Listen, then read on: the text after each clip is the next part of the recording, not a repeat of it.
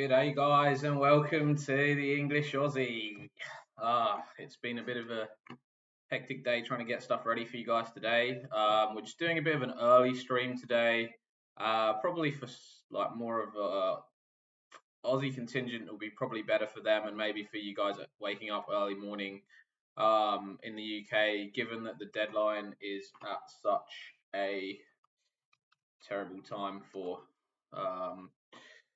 those of you on the other side of the world, like me at the moment. So just doing a bit of a stream to help you guys. If you've got any questions coming up to that deadline, obviously let me know. Chuck in the chat if you have some questions relating to your teams.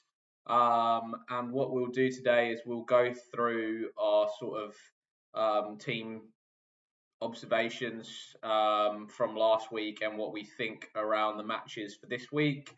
And as this week has been super busy, I will likely be doing live predictions this week on what I think for the upcoming game weeks. So hopefully that should be quite interesting for you guys as well to go through.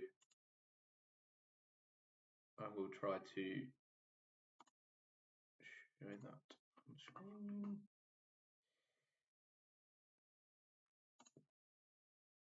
So if we just chuck up here our Game Week 12 team observations coming out of last week, and then also what we've got for our Game Week 13 predictions.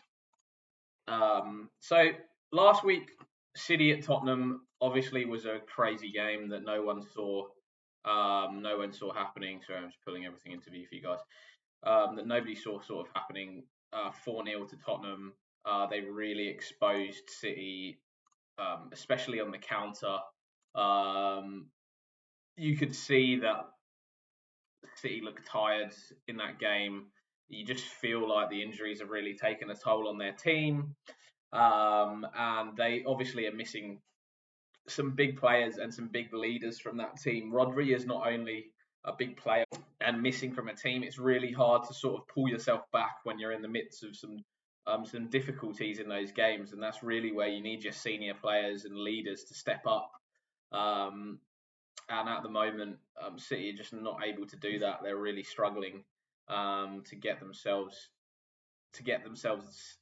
in shape defensively. They're really struggling in transition in the middle of the pitch with some of the older players like Gundogan playing in that sort of deep lying midfielder role.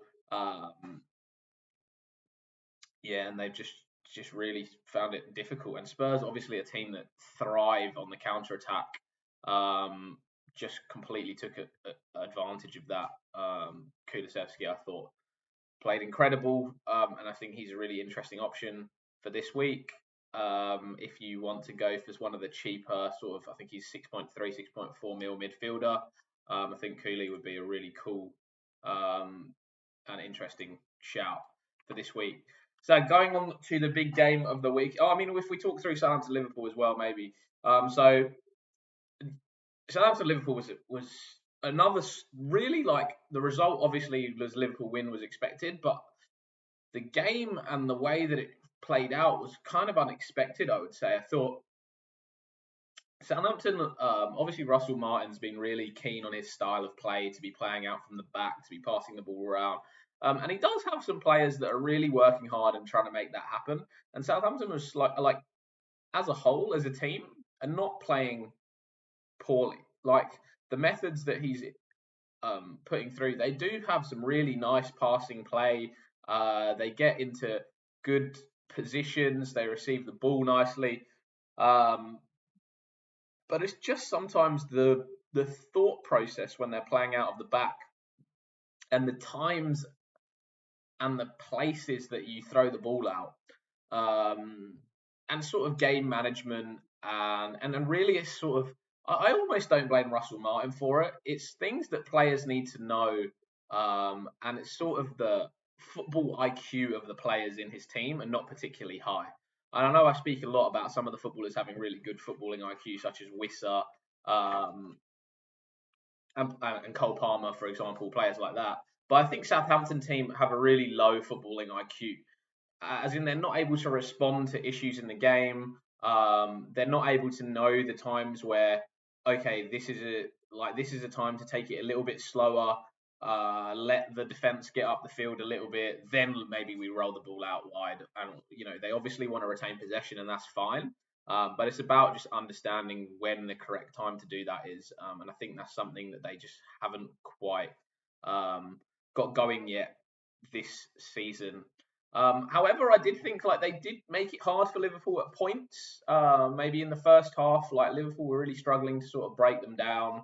And similarly to how they played when they played that like back five against City in the low block and man marking on Haaland, that as Man City found that like difficult, and obviously managed to keep him out in that game.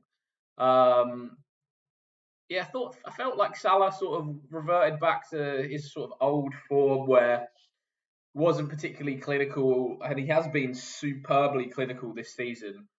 He's been really doing well this season, but yeah, just felt like he really wasn't particularly clinical. Didn't finish in the way that he has been this year. I did miss like quite a few good chances, in my opinion. Um, Southampton were like made the tactical changes early, and this is again like not able, like they're not able to identify this again. This was something Russell Martin had clearly told them, and they started with Ryan Fraser at left back on Salah. Realised quickly that that was something that they needed to stop immediately. Um, Straight away moved to Kyle Walker Peters out there on the left. He did a much better job on Salah for a lot of the game, to be honest. But yeah, I just felt like Liverpool was struggling to sort of break down that low block, and they have struggled a little bit to sort of be as incisive in their offense. And it was the same sort of thing you saw with Arsenal with Odegaard out, in the same way that Liverpool sort of struggled there as well. I do think that going on to this week, obviously Liverpool against City, you're going to see a much different game because City are not going to sit back and defend against Liverpool. And it is in transition where they have really struggled.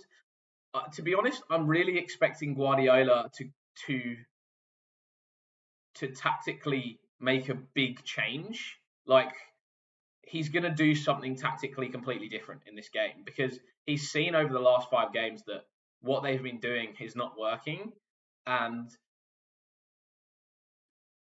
essentially where Liverpool thrive the most in transition and in their pace of attacking up the field is where City are most vulnerable. And Guardiola is not a fool. He's going to see that. Like he's going to know that Liverpool are fantastic counter-attacking, and working in transition periods and attacking in transitions and being able to get their strikers and wingers high in one-on-one situations, or 2-on-1 situations when they're attacking, and that is where they cause teams the most problems. There's no way that he can possibly keep playing in the same way with the same players in these situations. And Hey Ethan, how you going, mate? João Pedro or Salah captain? Yeah, so I mean, to be honest, like this is something that I've really been considering quite a lot this week, the captaincy dilemma. And I'll put on screen my thoughts on captaincy, and it's been a really difficult thought process for me. I think there are 3 really good captains. And I think those captains are Mo Salah, Bukayo Saka, and João Pedro. And when I'm choosing between them, I'm somewhat biased to the better teams who I feel like have the ability to score more goals, and are more likely to win games. That being said, Liverpool are obviously playing Man City this week, so there is a slight issue there. So I would say to you, and I have all 3 of these in my team. So if I'm honest, probably not 100% set on who I'm picking. At the moment, I have the armband on Salah. And the reason for me is that Man City have been poor, and Liverpool have been very good, and Salah's been in great form, other than maybe the last game where he was a little bit less clinical. So why would I go against a lot of things that are in optimal position for Liverpool just because there's the potential that Guardiola changes something and makes things more difficult? And I do think City are going to be a little less open. They're not going to play as attacking game. Liverpool the same way. They're not going to be outlandish. They're not going to be super aggressive. Like Liverpool are going to be happy with a draw as much as a win. Right now, if I'm honest, if I'm Slot, I'd be wanting to put my foot to City's throat and try and go 11 points clear because we know how dangerous they can be in the back part of the season. But I think Liverpool would be happy with a draw as well. So to answer that question, Ethan, I think my decision would be Salah. I do think João Pedro could be a good captaincy option. And I'm not against picking him. And to be honest, like he's on penalties, he's against Southampton, and I think that the Brighton with their super energetic press are gonna cause Southampton with their playing out from the back a lot of problems. And I actually think the Brighton v Southampton matchup is not a good matchup for Southampton because you saw with Brighton against Liverpool and City, they caused a lot of problems with their high press for both of those teams. Liverpool more so in the first half, but City, Brighton caused City quite a few problems. So I think if you want to go for a slight differential captaincy, I think João Pedro is a fine pick. I just gonna go for Salah based on the fact of his form, City's poor form, the fact that they've been bad in transition, Liverpool are good in transition, and Salah's the best option. So I would go for him, but I think this week it's a really tight call, and we can also talk about Saka a little bit as well after this. Let me answer Jack's question. Hi, Jack. Hi, I hope you're well. Keep up the great work. Thanks, Jack. Appreciate it, mate. Thanks for tuning in. Isak, Wood, or Solanke? For me, I probably wouldn't go for Solanke. I just think Spurs have got Fulham. Fulham are a decent defensive side. I know they conceded 4 to Wolves last week, but I mean a couple of those were amazing. Like that Cunha goal was an incredible goal. I'm not seeing Dom Solanke pulling off one of those goals. I do think Spurs are obviously playing well at the moment, but again, like Solanke hasn't been on the end of stuff like that, so I'd probably say definitely not Solanke. Between Isak and Wood, I think that's more of a close. Isak and Wood. I think that's more of a closer call. I think Wood v Ipswich and Isak v Crystal Palace are both really good games. Costa, Salah all the way, yeah, mate. You definitely wouldn't go for Saka against West Ham. Yeah, so I think between Wood and Isak, I think both of them are reasonable shouts, but I think Isak, because of the better fixtures over the longer term, if you're looking to transfer somebody in this game week, I think the Newcastle fixtures are quite nice. I know you've got Liverpool next week, but after that you've got Brentford, who from an attacking perspective is a good game for a striker. Leicester, Ipswich, Villa, all of those really from an attacking perspective have been good this season. And then United in 19, who we're not really sure how they're going to go defensively under Amorim. Like you can see that they don't quite understand how to press yet. There are a few gaps in that midfield. Maybe they've sorted that out by 19, but I do think that they could be goals. So for me, Jack, I'd go Isak. I think he's the best option. Longer term, I think Wood, his fixture run is just a little bit more difficult. He's got City next week, United, Villa, Brentford, Spurs, Everton.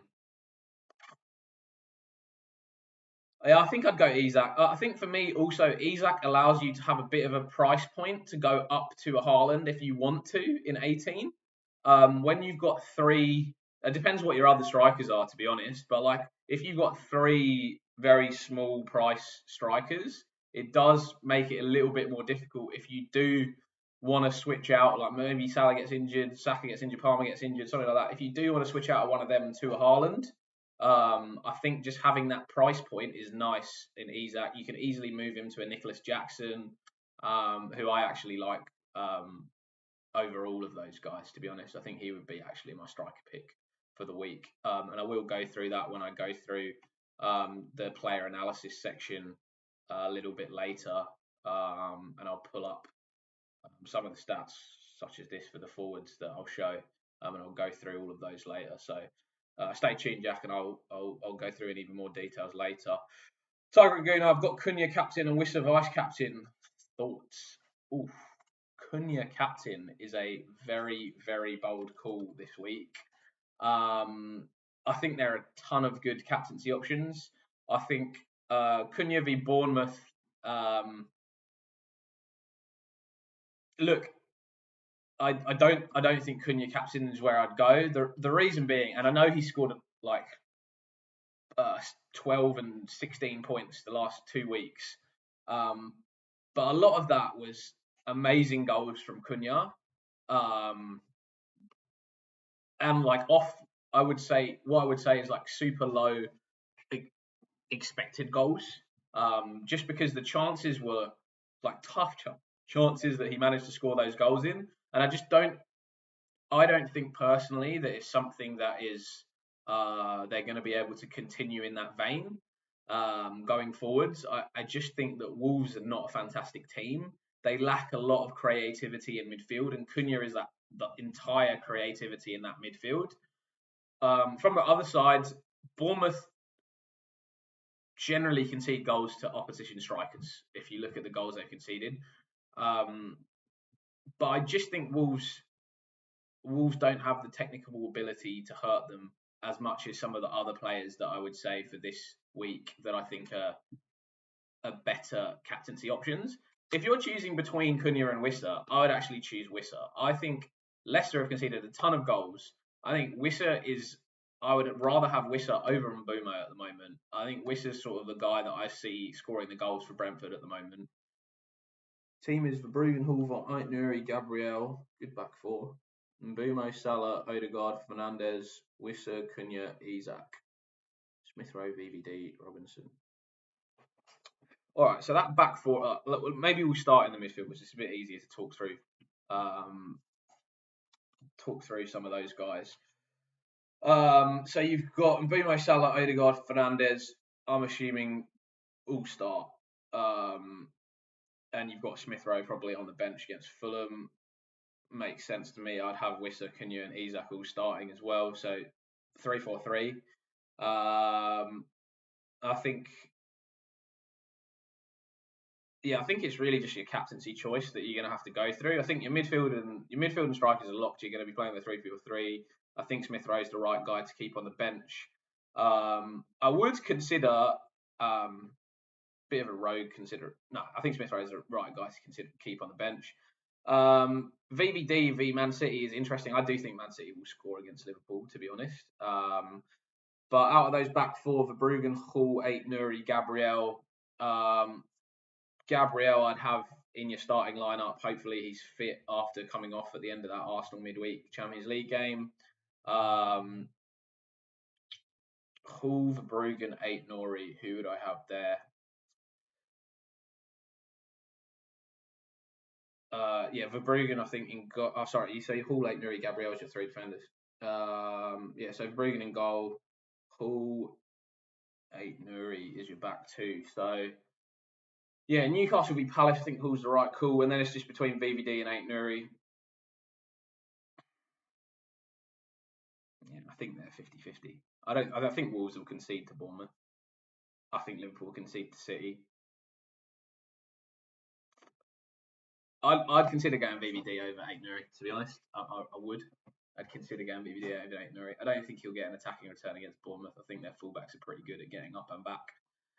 One free transfer.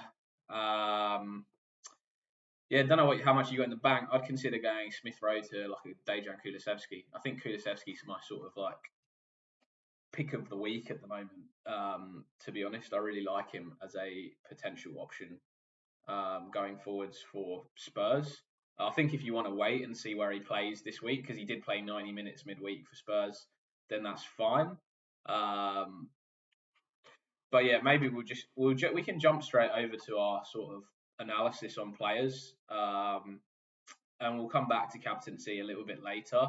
I think obviously there's a lot of discussion around players and captaincy at the moment that we can go through. Um, in midfield, there's just a lot of options at the moment. I think there's a lot of options in midfield at the moment. I think Palmer, Salah, and Saka are obviously the key ones that everyone's looking at. I really like how Bruno Fernandes sets up in that front three with Garnacho and Rashford. I think he could be a really good asset. I actually think Garnacho could be a really good asset for United, but I think they're like a bit of a wait and see. 1 mil in the bank. Yeah. Depends how aggressive you want to be, Tiger and Gruner. If you want to go for something that's like a, to be honest, I think you can roll. Like I think your team's quite nice at the moment. I don't think you're going to move. Like you're probably not going to move out of any of those four midfielders. It feels like you've made a decision to go for those four. Those are the guys that you want. And really, like if you're going to upgrade Smith Rowe, then you're going to want to be playing that other midfielder that you upgrade to. So I think he's fine to have as a bench option. I think where I would actually look, and this is like dependent, if you're comfortable in this midfield and you're not aiming to go for a Palmer or a Saka, for me, like I would like to get in one of those guys. But if that's the midfield that you want to go for, I would actually look at Jurriën Timber at Arsenal in the back line. I think Jurriën Timber playing at right back for them, over those last two games, both the league game, who are they playing? Forest. Yeah, both that league game in Forest and then also the midweek game against Sporting. He was picking up really great attacking positions and linking with Saka super well. He was like almost picking up those like inverted fullback roles that Rico Lewis was picking up at the start of the season when he was playing right back, like inside the touches inside the box. Um, and I think with Arsenal's fixture run, they're going to keep clean sheets over the upcoming weeks. So I think Jurriën Timber is a really interesting option. I think he'd be someone that I'd be looking at defend. He's probably my number one defensive target. Probably my number one defensive target, to be honest. 5.5 mil, wing back for Arsenal. Going to keep clean sheets, potential to get attacking returns. There's not a lot of players like that at the moment at that price. This almost feels like when I got Guardiola in for City at 5.5. I just thought he was a really good option because of the attacking returns that he got in. Like to be honest, like as I'm making this point, I can even see myself potentially moving Guardiola to Timber in the future. Yeah, I think that would be like if I was you, that would Timber for who? Probably Aït-Nouri. Probably Aït-Nouri. I prefer the Newcastle. I just prefer the Newcastle defense. I know Aït-Nouri has like attacking potential, but I think Wolves are not going to keep a lot of clean sheets. I don't think they're a great team.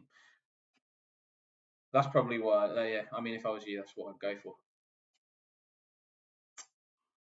Quite like that as an option, actually. Yeah, if you're happy to roll, then I think you can look in the future. You can look at Timber. You can look at like Diego Dalot for Man United, depending on if he's playing in that week. I think Man United options is something where you can, like, if you're not going for Fernandes, you probably have to just wait it out a couple of weeks to see who becomes a good option for them. I mean, the only problem with that going forwards is like their fixture run just becomes a little bit more difficult. So you probably have to go into them a little bit later. Other interesting options. Yeah, I don't know. I think defensively it'd be for me Timber, Dalot, and then you've got really the other defenders that I'm interested in. Midfield, I'm super big on Kulusevski. I think if he keeps playing on the right wing instead of Johnson, which honestly he should, because Johnson, I know he somehow keeps scoring goals for Spurs, but he does nothing, like all game, nothing. Doesn't get out on the wing, doesn't create chances, just sits in like an inside winger role, like an inside forward. But like it's not even picking up great positions. Like he's not even like he's like tearing across to the back post and stuff like that. You're thinking Robinson? Oh yeah, Robinson. Yeah, sorry, I missed Robinson on your bench. My bad, mate. Sorry, got to pay more attention. Yeah, what Fulham's fixtures? Brighton. Oh, yeah. I would Robinson over Ainder. Yeah, I think I think if you can afford that, that's a really good transfer. And then you could play Timber this week with Hall and Gabriel, and then that's actually a good sub for the week, to be honest. Or you can choose Hall or Ainder. But you'd go for I'd go Hall against Palace. Palace have been pretty poor offensively.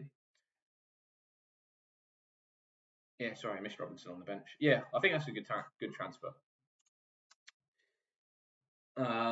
Yeah, going into the midfield, I'd say like potential. There's more like people to think about going forwards. I'd say like Kulusevski for sure for Tottenham. Then you've obviously got that United midfield like a Garnacho, and then even a Maddison. If Ange decides to drop Brennan Johnson to the bench, play Kulusevski on the right wing, and bring Maddison into the midfield, he becomes more of an option because he's also on corners, he's also on set pieces, and then he just has more of that assist threat as well as the goals. But yeah, I mean, obviously a rotation risk, especially over the Christmas period. What do I think about Pedro Porro for Robinson or Aït-Nouri? Well, I actually just took out Pedro Porro from my team last week before he got 14 points. So, look, I was pretty big on Pedro Porro a while back, and I went off him because I was watching him.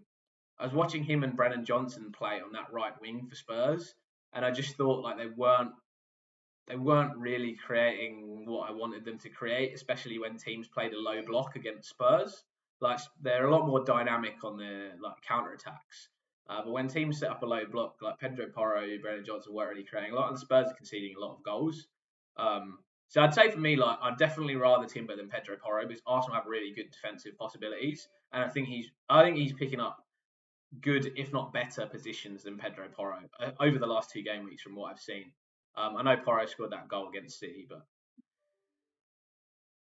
he hadn't done much in the previous games.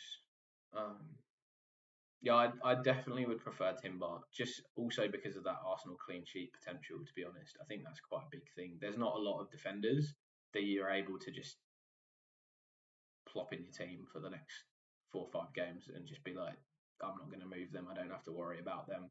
I don't have to worry about anything like that. And I think at the moment it's quite nice to have a bit of stability in the defence because really you're going to be wanting to use your transfers like attacking as the fixtures swing, and you maybe want to move like in midfielders that have good fixtures swings. Like for example, maybe you'll move out of Bruno Fernandes next week to like a Jared Bowen.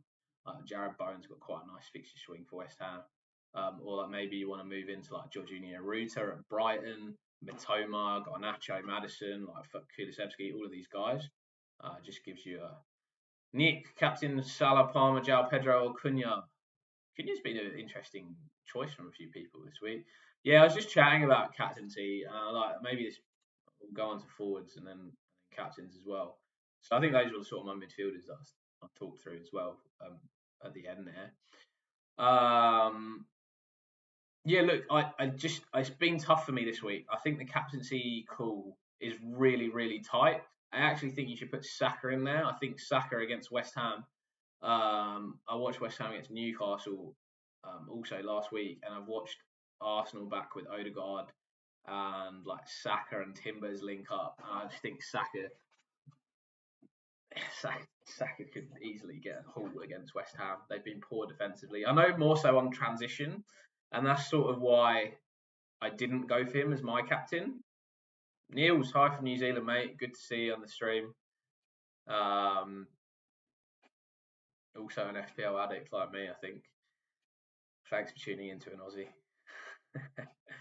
Also, which defender I started Van Heck and Mazraoui. Yeah, so sorry, Nick, to answer your first question, Salah, Palmer, Pedro, Cunha. I've personally gone with Salah this week.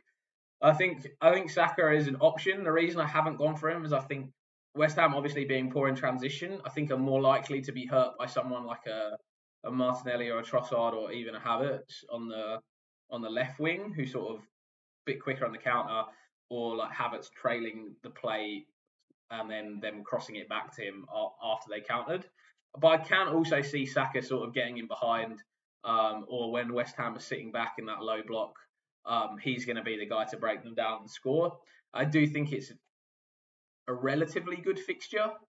So yeah, I think that's a tough one. But again, then obviously Salah versus João Pedro for me is the other call. I think Brighton with the high energy press and like the really super high energetic press that they have, that was like a Jurgen Klopp Gegen press almost.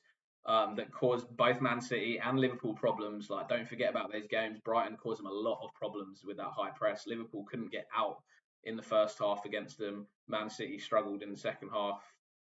Do you have Saka as well? Tough choice, yeah.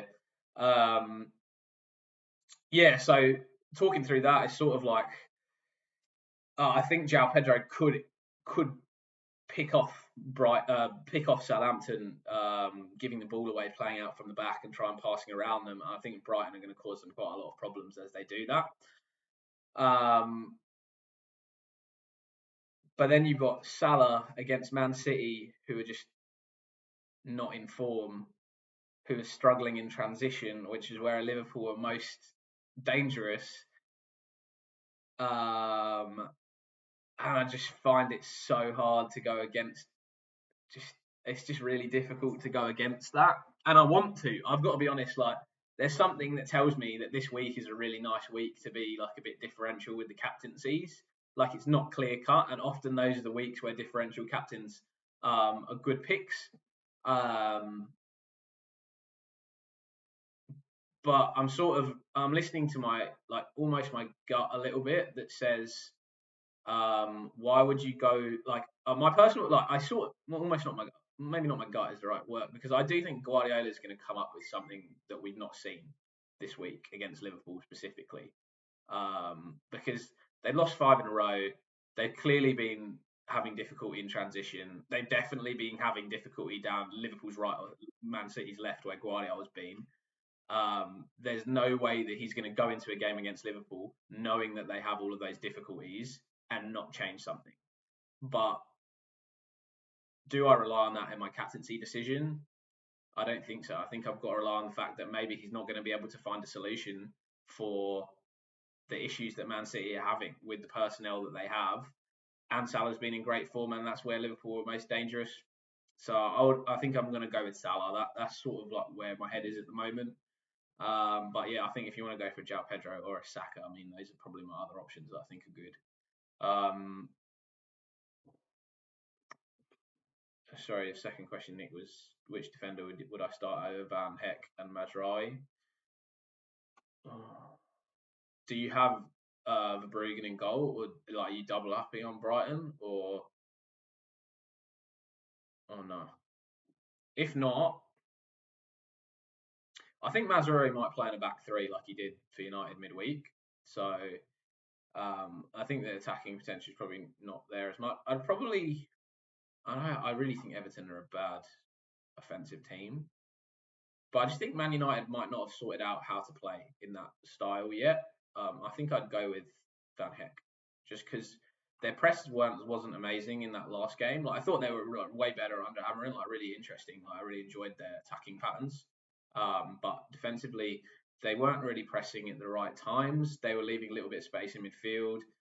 They were, there was potential, and like Ipswich did get into them a little bit. So I don't love Everton. I don't think they're going to be able to get into them the same way Ipswich did, but I just have a feeling that United might concede. Do you think I should? Do you think I should pick Salah as my captain or Wissa? Look, mate, I'd go Salah, but just there's so many nice captaincy options. Like, I think Leicester have been poor defensively. I think Wissa's the like main guy for Brentford at the moment. Like, he's playing centrally, amazing footballing IQ, as I've talked about. Picks up amazing positions, probably going to score. But I'll go Salah. Also, like, the thing about the midfielder is they get the extra bonus point for a clean sheet. Salah, for bonus points, there's a really good piece that Above Average FPL did on bonus points, and why he's been racking up the bonus points this year more than other years. So if he does get a return, he's going to get more points than, say, if Wissa just got one. There's potential that somebody else might pick up the bonus points. Actually, well, to be fair, Wisher is actually not the best comparison to make because he's also been picking up the bonus points if he scores. But yeah, I think Salah's slightly better option just because of additional point for a goal, clean sheet possibility, and his involvement to be able to pick up the bonus points. Niels, sorry mate, got around there. Tiger and Gouda sent you a message on Instagram. I'll check it out shortly, Tiger. Niels finally decided to get rid of Haaland. Cassie Haaland last year. His team ranked down 65k. Still a pretty good rank, mate. Not gonna lie. Hoping premium midfield of Salah, Palmer, Saka, and Mbumo with Jackson, Cunha, and Pedro up front. I mean, that's my dream team, mate. To be honest, yeah, like that's pretty much what I'd want, roughly. Cunha, yeah, I mean, I like Cunha. I probably have Chris Wood over Cunha, but he's proved me wrong every week so far, Cunha. So yeah, I love that team. That's awesome. I don't know how you managed to get to that, but yeah, getting rid of Haaland obviously frees up a lot of funds to put together a much better team, and that's pretty close to what my wildcard draft I did was this week actually. 65k though, mate. That's awesome. Like, keep going, keep up the good work. Getting rid of Haaland hopefully will be a blessing for you rather than a nightmare. I think my sort of strategy is potentially looking to bring him back in game week 18 when City's fixtures start to get a little bit nicer. I think over the next 13, 14, 15, 16, 17, I'm not really interested in him. If he does score points, he scores points. I'm hoping Salah, Palmer, Saka are also going to score a ton of points, and I can spread that money over the rest of the team. I think it is better. I think it's definitely better for the time being. Unless Haaland's scoring 2 goals, his price point is just too much. And with I think also the reason is like you've got so many good cheap price forwards at the moment that are scoring and matching him and beating him, that it's just worth having those guys in the team and then spending your money and attacking through that midfield. And potentially it might be soon that we'll think about trying to go for like double up Arsenal defence or something like that, or a bit maybe double up Arsenal defence, potentially like a Canate and a Guardiola going a little bit bigger at the back. I'm not sure whether that'll come up. I'm going Palmer captain. Phil Villa really suits him, and I feel like he has the highest ceiling this week. So if you saw my my sort of like team observation piece the other week, I did a bit of a deep dive on Villa, and I think like they haven't been great defensively. Hopefully, I have it here. They haven't been great defensively, and one of the problems for that is they're just lacking a bit of pace in the back line. Like when Conte's not playing CB, they've got Diego Carlos and Torres who are not particularly quick, and that people have been able to get in behind a little bit. Also, it's just because they have not had the control and the possession that they've had in like previous year when they had Douglas Luiz in that team, and also Kamara who wasn't injured before. So I think like 2 things for Palmer, and like if you look at this photo here, this is when Morgan Rogers comes out of the lineup for Villa, and they play Duran and Watkins up front, and they're chasing games or they're trying to win games. Which often, when the scores are level, Emery likes to go for the win and be aggressive. I think being away from home, he might not do this, and he might be more happy with a draw against Chelsea. But this is the sort of setup where Palmer would really thrive. Like he would be able to get into the space between the midfield and the attack, and really get into those pockets of space.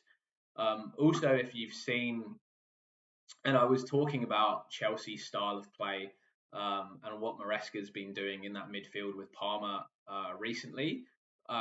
Also, because a little bit because of people have sort of tried to put him under pressure, man mark a little bit like in that Arsenal game.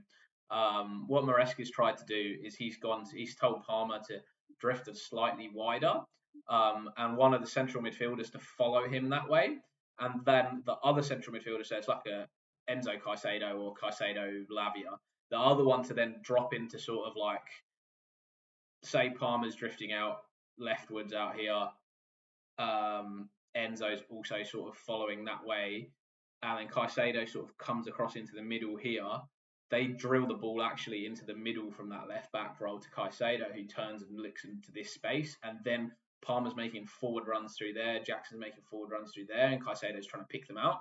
And that's the way that Chelsea have actually scored a couple of goals so far this season. And I do think that that could be quite dangerous against Villa. Like, if he's able to get on the turn, like Caicedo and Enzo are able to get on the turn in the middle of the pitch, and then play those through balls to Palmer, that could be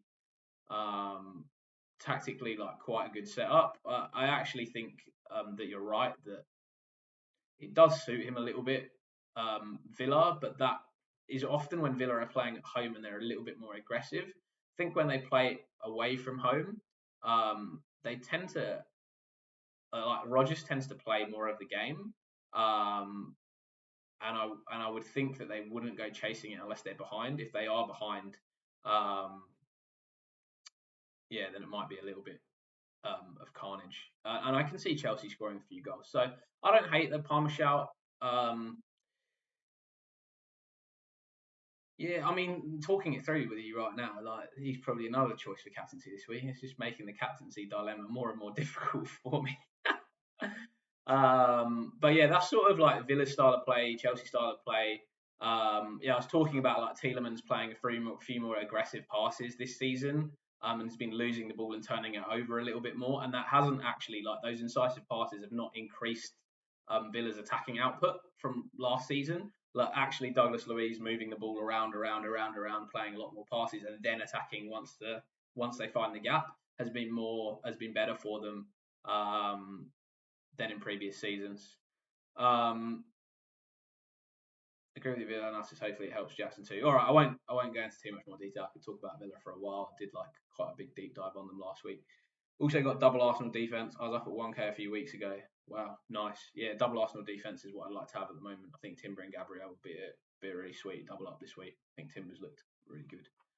Nice one, Niels, mate. Great luck. Good luck this week. I really hope you can push back up into that 1K. I hope I can follow you at some point. Probably with a completely different team, though. Unfortunately, I don't have the.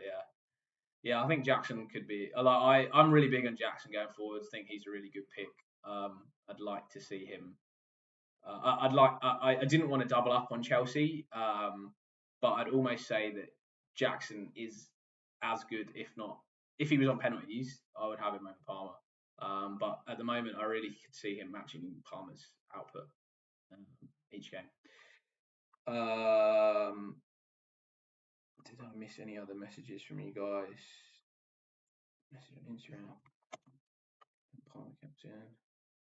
Do you think Mazraoui has attacking potential? Nick, you're a United fan, aren't you, mate? So you should know where he's going to start. Is he going to start in the back? Like, he started in the back three last week for United, in midweek for United against Glyn. Do you think he'll start there again this week or not?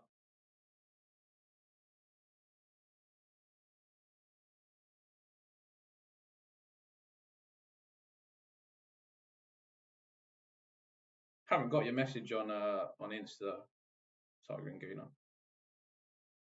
It's my Insta is, what is my Insta? FPL English Aussie. Same. I haven't got it. Sorry, mate. Can't see it. Oh, maybe it's one of these hidden requests.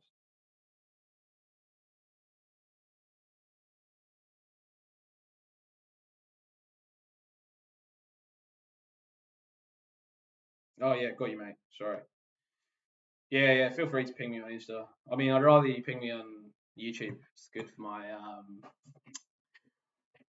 my stats on YouTube and the algorithm. But yeah, feel free if you're midweek and you can't get on YouTube, just ping me. But yeah, for everyone watching YouTube.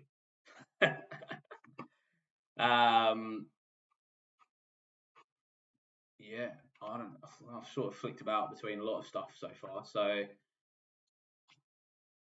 let's go back to where we started, and then chuck your questions in. We'll obviously talk through them as we go. Maybe we'll chat through some of the games of this week, and we'll talk about like what predictions to put in for game week 13. We can do some live predictions for this game week. So I think Liverpool City, as we talked about, I reckon both teams will score. I think City have still been good going forwards. Like they just haven't quite finished off a lot of chances. I can see Haaland scoring against Liverpool. I know that everyone that's got let go of Haaland will hate to hear that. But I can see that him scoring against Liverpool. I think they'll be out. They would have lost Ficon. Yeah, good to see you, mate. Another returning viewer. Watkins, sell for Jackson. I've got Watkins in my team, but I would say yes. Especially if you don't have Palmer. If you do have Palmer, I'd probably still. It's tough because his next couple of games, Brentford and Southampton, are pretty nice. But I mean, same. You could say the same for Jackson. You got Villa, Southampton, Spurs, Brentford. Like all of those games are nice. I'd say yeah, mate. I'd say sell Watkins for Jackson. Jackson's actually one of my player picks for this week. I think I had 4 player picks for this week. I know I've been flip-flapping tons between multiple stuff today, but my personal picks were Jackson, Kula, Wissa, and João Pedro, and I still captain Sal. No, I can't play a pick Salah. Everyone's got Sal. Those are my different picks for this week. Yeah, well, I think Jackson's a great pick. I'd go Jackson Watkins. Watkins is I think Villa have been like still decent. They're still a good attacking side. And they're still a good side, but like so are Chelsea. Watkins has not done any better than Jackson, and they've got better fixtures, and he's been better in form. And he's really like I think I was talking about Chelsea as well last week. And I was talking about Jackson and his sort of movement for them, and I felt like his movement was like starting to become a lot more like how Harry Kane used to play in that Spurs role, where he used to not the same, but like he was able to drop a little bit deeper, pick up the ball, and he didn't have quite the same vision as Kane. Like he doesn't have the same vision and passing as Kane, or really the same finishing as Kane. But he was able to get into those sort of positions to then be able to pick up Palmer running past him, and even drop in as Palmer made the run to create the space for him, which I think is showing his evolution under Maresca. And I think Chelsea are really coaching their players in footballing IQ. And I think Maresca must be a really smart coach, because you can see their patterns and how they sort of go through transitions and score goals and move their players around the pitch differently. And Maresca does a really interesting interview with Rio Ferdinand. I suggest you guys somehow try and find it on YouTube, where he talks about Chelsea's like tactical setups and what they do in different games. Super interesting, and you can see that flowing through to their style of play. And I think like the thing he has that Kane doesn't have is that pace in behind as well. So he's got a double threat. When he drops in, like players have to come with him because he can pick up the ball and pass. And then when he's not dropping in, they have to be careful that like he's not going to run in behind them. So just that gives him an extra split second to be able to get in behind. What about the Konate injury? Would this not impact the Liverpool defence? Yeah, I think it will. I'm not sure who's going to come in, to be honest, between Gomez and Jarrell. Sorry, let me go in order to Ficon. Even though I just brought in Jackson, I wouldn't sell Watkins for him, as that's a bit of a luxury transfer. Also, Jackson on 4 yellows, brought him in for Haaland and have Rodgers on bench. Yeah, I see a point, Niels. I think it just depends if you want to try and like attack, or if you like want to use your. It depends what you want to use your transfers on. Like I think some people like to sort of attack in the weeks that they can, and I'm all for that. I think at the moment this season, like if you can save up your transfers, like the fact that we can roll to 5 transfers, I'd honestly look to be aggressive with my use of transfers this season. If I could, I'd wait for Jackson to get his 5th yellow card. Yeah, I know. It might not happen. That's the only thing. I reckon he'll probably get it against Everton in Gameweek 17. It'll be 23rd of December, makes a cheeky foul, gets Christmas off, knows he's gonna be out. I think that's if Jackson gets a yellow card 23rd of December, you'll hear it on this channel from me that I definitely called that out, because I can see that happening. Just take Christmas off. But for me, like I just think he's going to be careful because he's in such good form. I think he's not going to want to miss a game, with a really good fixture run for Chelsea, like he'd be stupid to put in a dumb tackle. As a striker, you don't need to make a lot of tackles. Like the yellow cards he's got, like have been like pretty dumb, I think, this season. But I would say that I'm not super concerned about Jackson picking up a yellow. And I'd also say that definitely agree with Niels that you have to consider it, and make sure that if you do a lot of teams at the moment have got strength in depth. Like for example, like we've all got maybe a Rogers on the bench or a Smith Rowe on the bench or something like that. So if you've got players that can potentially cover that, like don't worry about making an attacking transfer and going for Jackson. But yeah, I do agree with you. It is a bit of a luxury transfer to be able to make. Like for myself, I've got like plenty of things that I'm trying to sort out. But if you've got the luxury, like you should go attack what you think is the upside. Definitely nothing against that figure. I think if I had the ability to do that and there wasn't other things in my team, and feel free to post your team ID or chuck in your team and we can talk about what things we can do with it going forwards.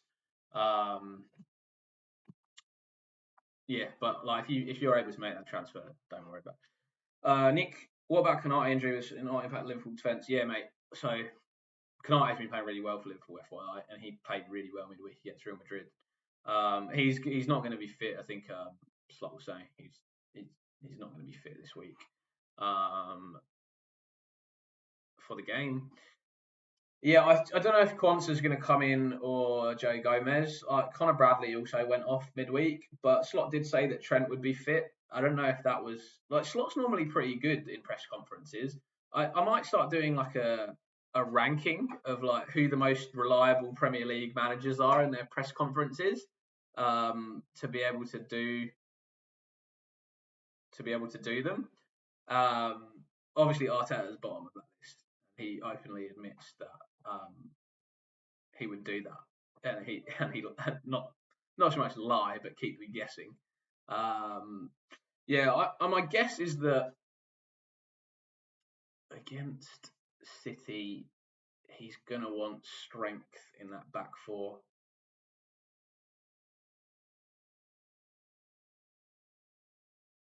But he's also going to need someone a little bit. Actually, it's tough, mate. He could go for Quansah or Gomez because Gomez has got that little bit of extra pace, and Haaland's obviously pretty quick, and then maybe Van Dijk's otherwise going to deal with him physically. Maybe Gomez starts centre back. Potentially Gomez starts centre back Liverpool. Yeah, I think it will affect them, and like I said, I think both teams are going to score. Like I really do. I think Haaland might score, and I think Liverpool will score. But there is something at the back of my mind that sort of says, Pep's going to set up in this weird way where the game's not going to be as open and free flowing, and I think Slot's going to be like not open. Like he's not going to play an open game. He's not going to be super attacking. He's not going to want to lose. He's not going to want to concede any stupid goals to City, knowing that they're vulnerable defensively. So I think Liverpool will have a more like composed game plan than in previous City Liverpool games where like Klopp was just run to the other end of the pitch like Andy Robertson's tackling their left back. It was amazing to watch, but yeah, I mean horrible if you're either a City or a Liverpool fan watching those games. You just don't know what's going to happen. So yeah, I think it's a hard one to pick, but yeah, like I said, I just think tactically it's a good game for Salah in good form, and City not in good form. Just back him. He's been going well. Just back him to keep going. Spurs Fulham. I think again both teams to score. Like both of these two teams are really fast transition-based teams. Like Fulham have some of the most progressive carries in the Premier League. They have, and what I mean by that is like fast-moving transition attacks. Got both Gabriel and Kanate as yellow flag. Are there any good defenders to target, Nick? Gabriel, my guess is he's going to play. Like press conference updates. Let me chuck that on the screen for you guys. My press conference updates. But yeah, like I think what I saw from I don't know why they don't want to come on screen.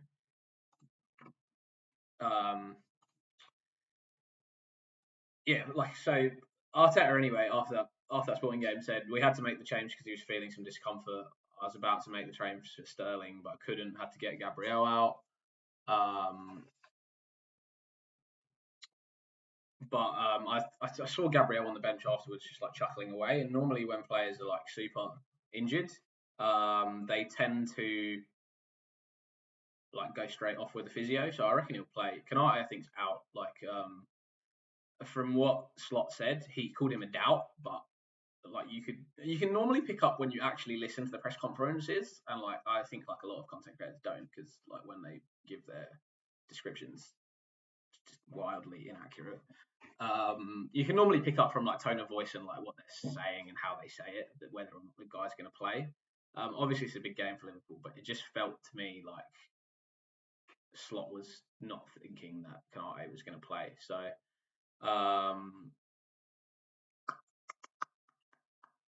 are there any good defenders to target? Yeah, I was just talking Nick about a little bit earlier about Jurrien Timber.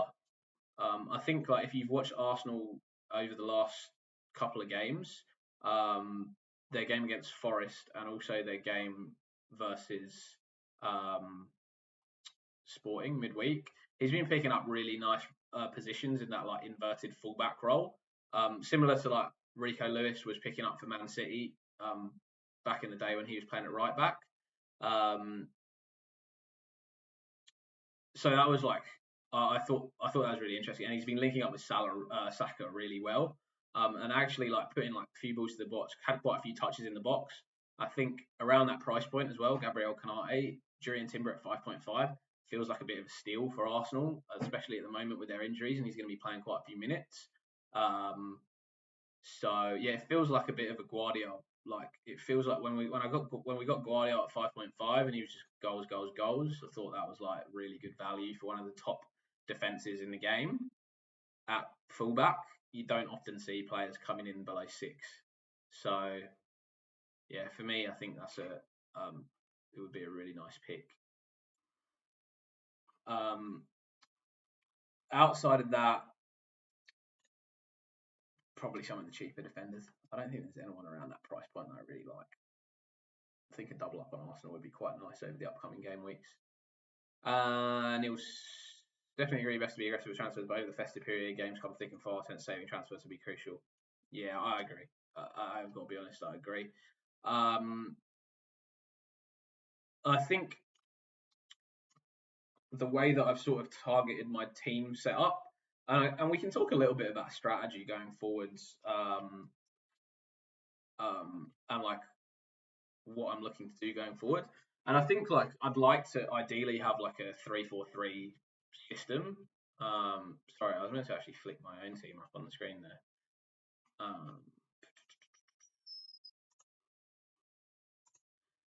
I'd like to have like a 3-4-3 system going forwards. Just because I think of the great value from the guys up front. And I think that sort of lends itself to then you can spread your money more around the midfield.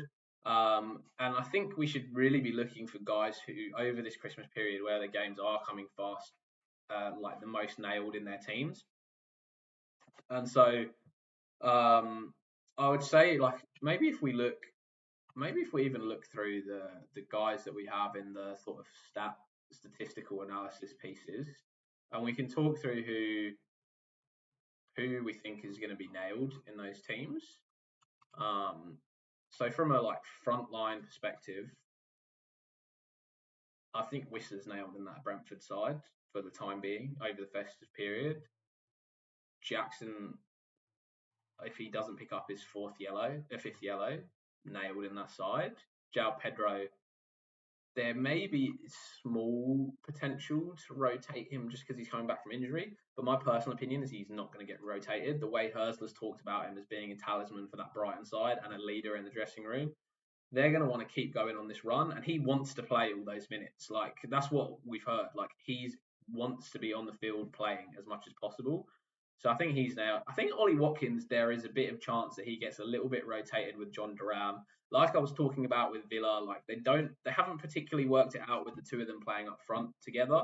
Villa have also got Champions League games midweek games, cup games, etc.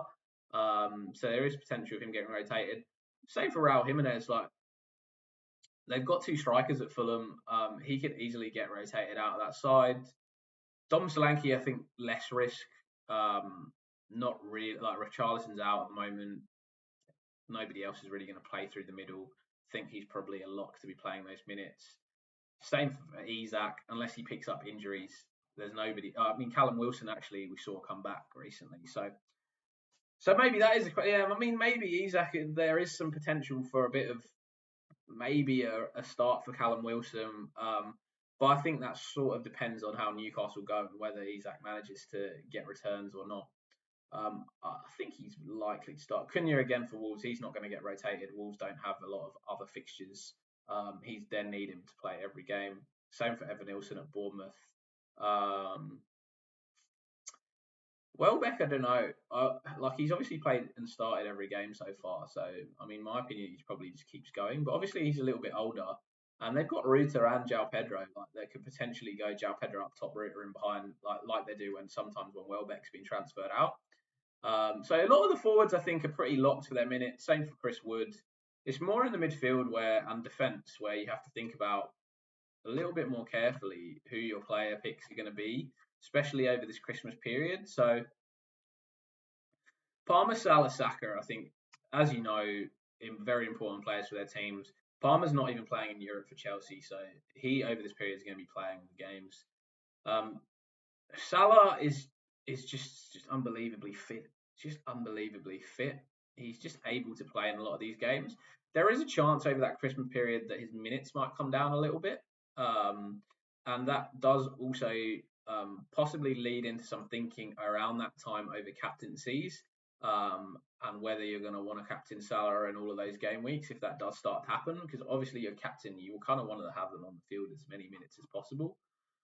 Saka, I think, is going to play like 80 minutes every game. He's the most crucial player for Arsenal. And then when you're looking into some of these other guys like Garnacho, definitely going to get rotated at some point. Maddison, definitely going to get rotated at some point.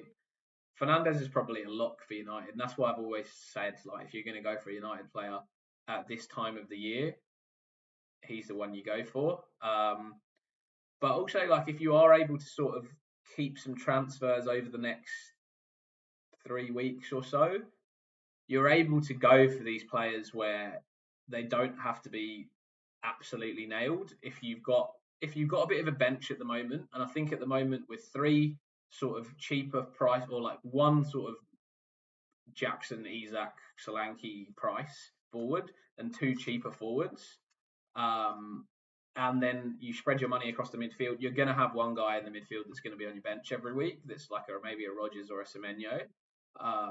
And I think that's the strategy to aim for, so that then if you can save a few transfers over the next 3 weeks, then you can pick guys who potentially might have a little bit of rotation over Christmas, and then you can make transfers over that period to target specific guys that you're thinking, yeah, they're definitely going to play this week. We're going to bring them in.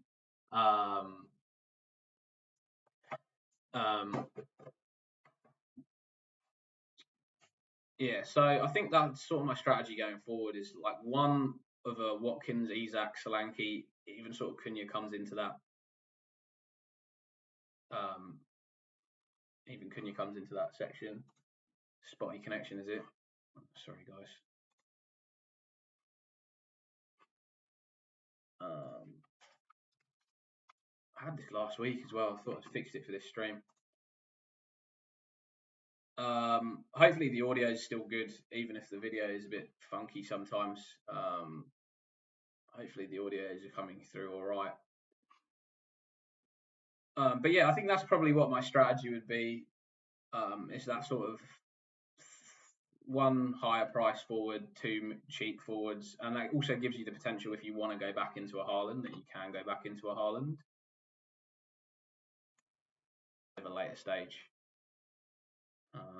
So yeah, definitely something to consider.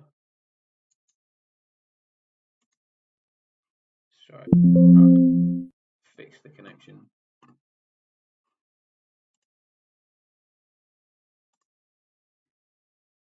No, my internet's normally pretty good here. Don't know what's happening. Happened last week as well.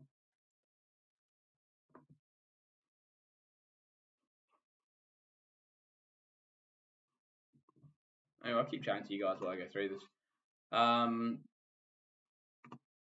We'll keep going through our thoughts for the week, and like maybe team observations and predictions. So Brighton Southampton, I think Brighton will grab a couple of goals. I think their high press are going to cause Southampton problems. I think they're gonna score a couple against them and win by 2+. How do I fix this connection? Sorry. Moving on to game lot. Chelsea Villa, I guess we'd sort of talked about previously, and if we're talking about what our prediction is going to be for this week, it'd probably be Palmer to return. I would actually go Jackson to return is maybe the way that I want to go for this week. So maybe that's going to be my Game Week 13 prediction, is the Jackson return for Chelsea. Arsenal, West Ham, I guess I also spoke about when I was talking about that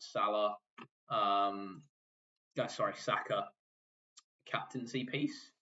Man,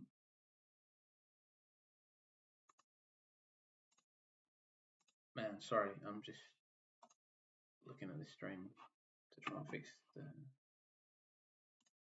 connection a little bit. Being a bit funky. Yeah, I stream on OBS, and OBS is normally pretty good, so yeah, I don't know, it's sort of just being a bit funky. But hopefully it gets a bit better. Whistler, Watkins and Pedro all nailed, but will be minutes with risk with early sub. Niels. Watkins, yes. I actually think Watkins potentially is not nailed either. I can see him rotating possibly a couple of games with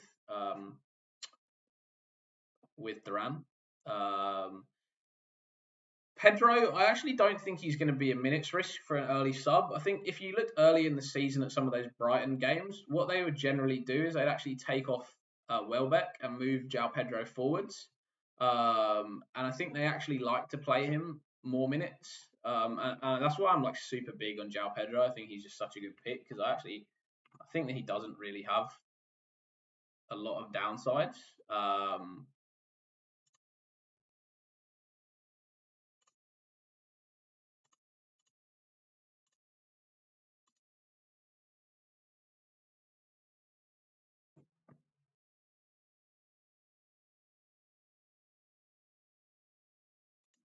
Let's try this for these new settings. I'll try some new settings for my stream. Hopefully that makes it a bit better. Yeah, I think João Pedro doesn't really have a downside. I actually don't think he's too much of a minutes race. Wissa, I'm not too sure about really. I know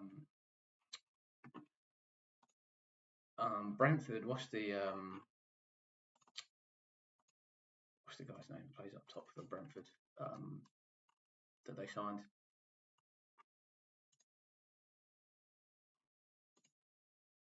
Name has left my brain. But yeah, I think Wissa, potentially might few early-ish substitutions, but it would probably be like maybe you're right, 70-80 minutes. I can see that. I think João Pedro is probably the one I'd say is pretty fine, but Wissa and Watkins are great, probably going to come off early. I love this from you, Niels. You're actually like helping me make my thought processes as we're doing this stream, so I really appreciate the comments and the involvement in my stream today. It's been great from all you guys. It's good to see a lot of returning viewers today. I hope you will remember to subscribe to the channel. We're actually doing pretty well now. We hit 100 subscribers last week in the live stream, or just after the live stream. I think we're sitting on around 110 now. So yeah, next journey on the way up to 500, and then I'll be putting out even more videos for you if we get to 500. So talking through maybe some of these other games. Ipswich United, obviously it was Amram's first game in charge. You could tell that he was really trying to cycle through a few players and just work out like who he thought the best players were for that team.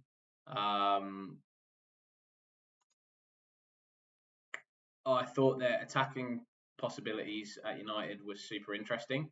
That Garnacho, Bruno, Rashford trio, basically you could tell that Amorim had been like fast touches, try and play through balls as quick as possible. Yeah, Bruno in Europa was a bit different in that Europa. I actually just caught the highlights of it, so I didn't really watch it as much as I watched that Ipswich United game. Yeah, interesting. You said played as a double pivot, so not as attacking as usual. I mean that like I'd much rather see Bruno in that right forward role. The way he played in that first game, I really think like that suits him quite well. He's able to play those really quick, intricate passes, and I think he also like does a few quick little darts in behind as well. It sort of suits him from an assist and an attacking perspective as well. I'd really want to bank on Holgen with Amarin's system. Yeah, he did say Holgen does need to improve. I butchered this guy's name, so apologies if he ever watches my stream. I'm sure he won't be. Rasmus. We'll call him Rasmus. I can pronounce that much better. Yeah, I think he did say that Rasmus needs to improve his movement a little bit. So I think he's not completely sold on him as playing in that number 9 role. I can see that potentially Rashford starts again this week for United. But yeah, I think it's still like almost a fact-finding mission for Amorim at the moment. There's a lot that he obviously needs to work on with that Man United team. Good strategy. Thanks, Niels. I feel like you're like watching this slightly behind everybody else. Maybe your comments just come through a little bit later. Yeah, I think like he's still in a bit of a fact-finding mission for Man United, working out what players work best in what positions. I do think Man United haven't really quite worked out the press, like the attacking press, when to trigger the press. That was something in the past that Jurgen Klopp worked really hard on Liverpool with, like who would trigger the press and everyone going together. And that took a little bit of time for them to sort of work through with Klopp. And I think, yeah, United at the moment not quite worked it out, and they do have some vulnerabilities defensively because of that and the space that it leaves in the midfield. I do think that against Everton, they aren't going to be able to, as in like Everton are not going to be able to latch on to those issues as much. Like Everton play a much more direct style of football. They hit a lot more, they play a lot more long ball. They look to hit crossfield passes from their centre backs out to the wide areas. They don't really have like a fast, intricate transition build up. It's a lot more slower pace or direct pace. A lot more direct play that Everton have. And really, like if you want to make United suffer, you got to play quick and fast, I think, and in transition. So I can see Man United keeping a clean sheet this week against Everton. The more I think on it, I think that's probably my Gameweek 13 prediction for that United Everton game is a United clean sheet. And then I think for that West Ham Arsenal, the prediction can be a goal. I think Arsenal score in transition. Like I've been talking about all season, West Ham being terrible in transition. I will say left wing or striker goal for Arsenal. Or maybe that's a bit too easy for me. It's pretty likely. Nah, let's go with that. Left wing or striker goal. You never know. Like I'm saying that it's not going to be Saka. I'm not saying that Saka will score. That's true. Or do I have to call it? Should I call striker or left wing? Or I call Kai Havertz goal. Trailing the play on a fast break, Kai Havertz goal for Arsenal. Or just a Martinelli break score. One of those two things is going to happen. But I know no one's going to let me get away with two predictions. Havertz to score or Martinelli on the counter? Let me think about it. We'll come back to it at the end of the stream.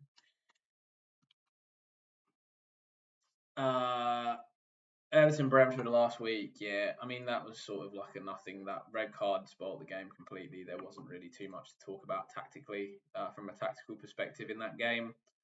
Um, Brentford up against Leicester. There are going to be goals in that game. Um, I'd love to see Brentford keep another clean sheet because I've got Flecken in goal. Just can't see it happening. But yeah, there are going to be goals in that game. Let's say this is going to be 3+ goals scored.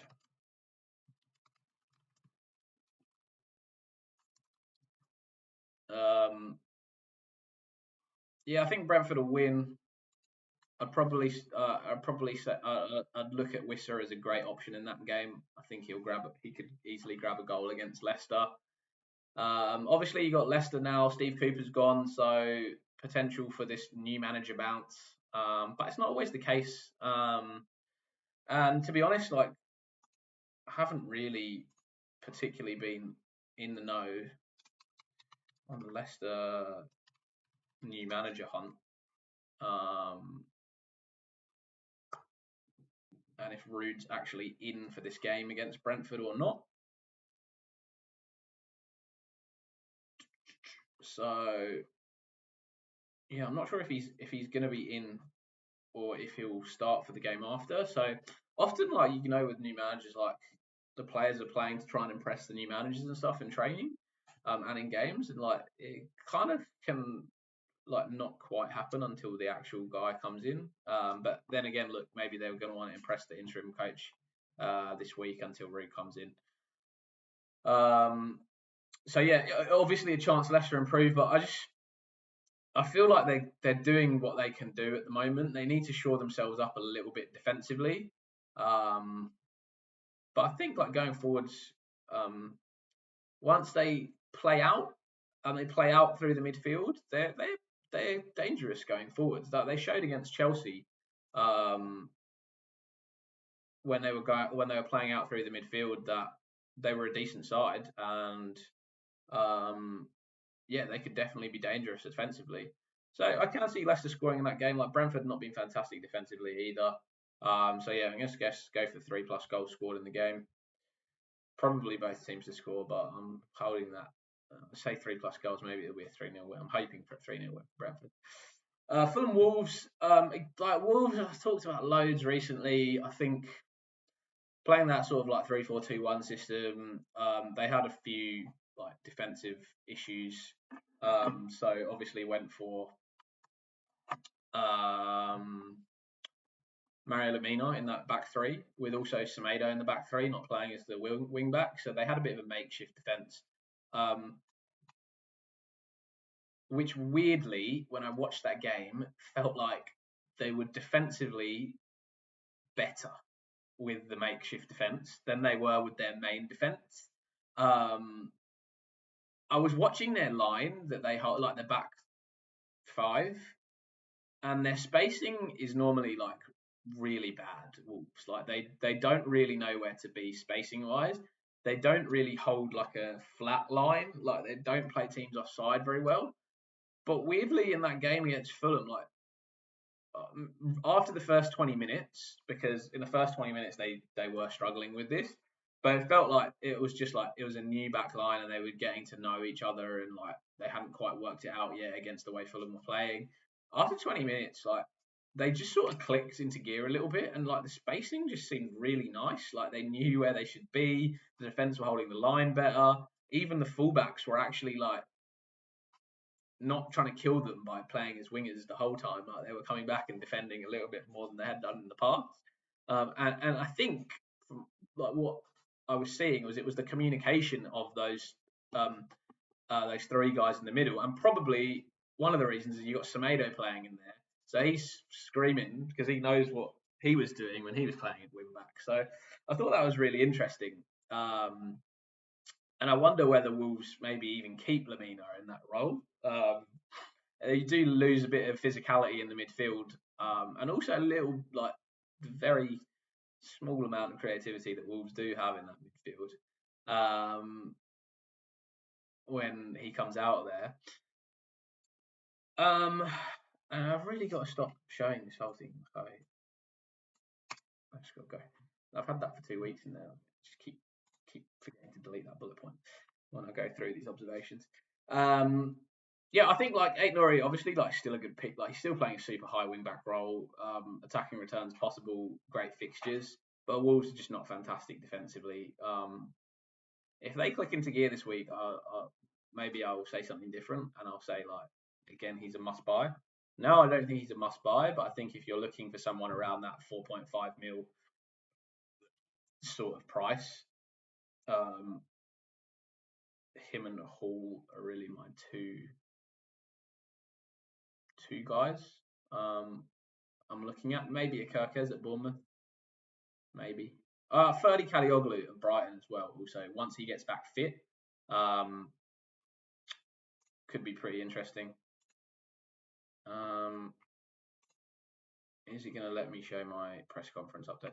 Yeah. So sorry. So finishing off this little bit, obviously Cunha's their main creative spark, basically doing everything. They talked about they've talked about how they are trying really hard to integrate him into everything the team does, whilst also still trying to give him a free role to sort of get around the areas he wants to be in the pitch. He's obviously their key player, the main guy, going to be on the ball a lot, but Wolves creatively just don't create a huge. I know this is ridiculous coming from a 4-1 win after Fulham, but they don't create a huge amount of chances. If they do it again this week against Bournemouth, and noting like Bournemouth are an attacking team, there's potentials for Wolves to catch them in the counter, and I think that's what they're going to look to do. They're going to look to try and counter on them. If they create a bunch of chances against Bournemouth, I'm going to change my tune next week. But that's going to be an interesting game this week. I think it's one to watch closely, Wolves v Bournemouth, to see how Wolves play both defensively, what their setup is going to be, and also going forwards, whether they're able to work on that sort of technical midfield, carrying the ball, keeping the ball, possession, creating chances, and not just relying on Cunha to be amazing. So in that game, what is going to be? What can I go for? Rashford has all the time to be a superstar, doesn't he? Wants it. Once heard Ferguson talk and mention how much harder Ronaldo and Cantona train. It's not the luck they were that good. I completely agree with that comment against Rashford.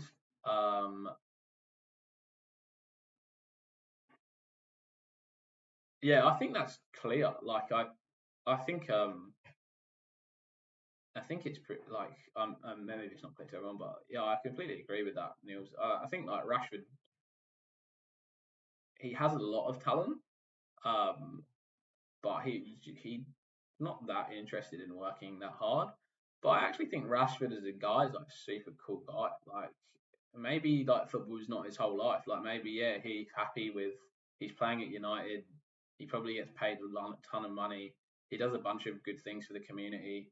Um, and he doesn't want to put in all those hours to become one of the all-time greats. He's comfortable being a good player, getting paid good money, and enjoying his life at the same time, and being able to do these other things outside in his life. And like, I think if you think about that from like a human perspective, like we all probably have, or like plenty of people probably have similar thoughts like that in their own work life. Like, yeah, you could probably put in tons of effort and be like the best at your role and like be a, I don't know, top partner or director or CEO of your company. Um, but that's at the sacrifice of a lot of other things in your life and time and other things that perhaps you value more than being the greatest. And I get that feeling from Rashford that it's not because he's not trying. Like I think he tries and trains and like commits and does what you would expect of a normal employee. But I don't think he does more than that. Like I don't think he goes out of his way to try and be even better than he already is. And I think it's because he just has other interests and other things that he wants to do in life. So actually I don't have a problem with Rashford because that is my belief. And until he says something or someone proves me wrong, like I'm sort of all right with. I just accept that he's not going to be amazing. It's kind of sad because he'd have been awesome for England if he was like. Imagine having like Rashford, Ronaldo up front for England. It'd be insane. Yeah, I'm struggling with this Wolves v Bournemouth pick. I almost think I should just go for something really rogue.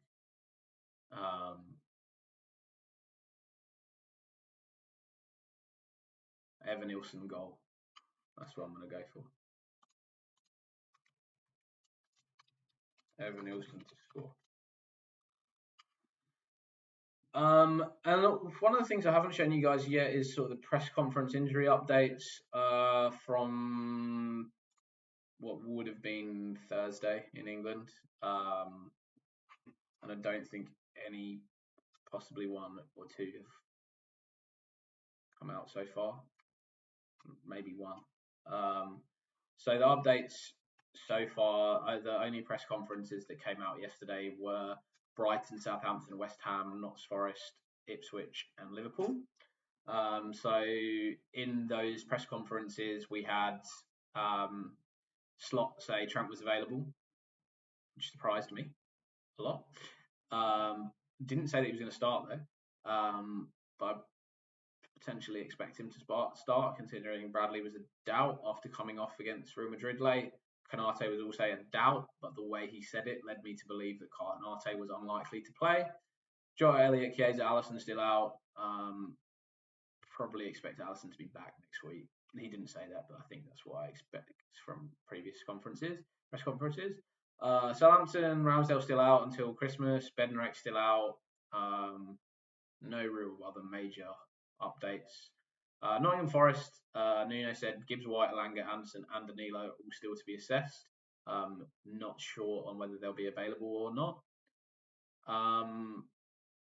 Sounded like there was like possible that they would be available. I think Danilo was probably one that wasn't quite there yet, but like he was probably a bit ahead of schedule from where we were expecting him to be. Wood, I know he was benched last week, but I think like it was just sort of he'd obviously played for New Zealand, scored a hat trick, a little bit tired, just gave him a little bit of a break against Arsenal. Fine. I think Forest sort of sold a little bit in that game and just decided they were going to rotate. Brighton, Lewis Dunk is actually back this week. I know Hertzler said it last week. He had a little chuckle in the press conference this week. He was like, I'm not lying to you this week. He's actually here. So he's back and available. Tarek Lamptey is also back and available. So defensively, they've got a lot of options, and it is not clear who's going to start for Brighton in that back four this week. I think that is going to be interesting to see. Ferdy Kalioglu, who also I think is like really cool prospect in the Brighton defence. They're still unsure if he'll be able to play. He's sort of day to day at the moment. Sounded like from what he was saying, he's most likely to not be ready. He obviously didn't play in the internationals for Turkey. West Ham, Lopetegui. Yeah, I don't really love listening to his press conferences, to be honest. He said Todibo and two other players had issues, and when asked on who those two other players are, he was just like, "No, I'm not going to tell you." He said, "We don't know yet, so I'm not going to say anything. We'll make a decision tomorrow on them." I feel like all the managers were loving being in the press conference on Thursday because they knew they could just be like, "Yeah, we don't know yet. We'll see tomorrow," because they had a little bit longer before the game. I reckon Thursday they suited Arteta and Guardiola. They'd just be like, "Yeah, nah, we'll find out tomorrow." Oh yeah, and I think I mentioned earlier Arteta on Gabriel after the Sporting game in that press conference. He said we had to make the change because he was feeling discomfort. I was about to make the change for Sterling, but he couldn't. He had to get him out. But then, like Gabriel was pictured on the bench afterwards, like having a chuckle with Deck and some of the other Arsenal players. Like you think if he was really injured, he would have gone straight and started working with a physio. So my expectation is Gabriel to be fit, Canate to be out, Kadioglu to be out, and then I think the Nottingham Forest players, I didn't quite get a gauge from Nuno on whether they would be fit or not. So yeah, those were the press conference updates, and I didn't pull them up on screen a bit earlier. couple more games to go through, and then probably up to you guys whether you're keen to hear some thoughts on how to construct a wildcard team, or any other like team requests or transfer plans that you want to talk about for your own teams, or any like team reviews. If you want to post your team IDs, happy to sort of talk through what you think. Was that all the games? Oh, we got through them all. Oh, Palace. Oh yeah, sorry, Palace Newcastle. It's hidden on the screen that I'm looking at. There, Palace Newcastle, just so you guys know. I'll move my face out of the way. No one wants to look at me.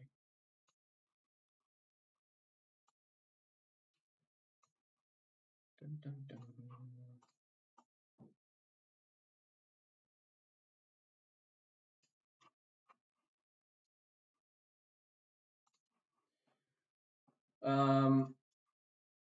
Yeah, so what am I doing? Moving myself over here. Yeah, so Palace Newcastle this week. Palace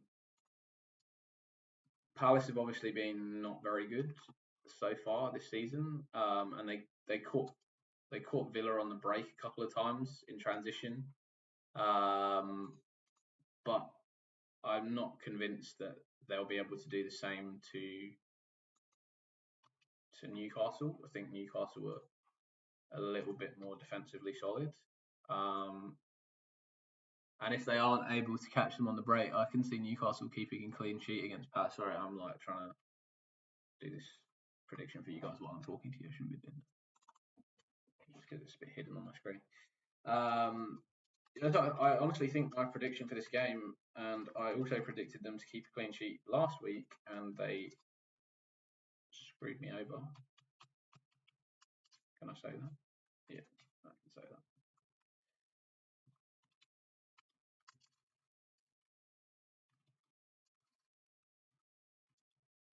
Newcastle to keep a clean sheet again this week. That's what we're going to go for. I think that's covered with the games. If I missed any, 3 here.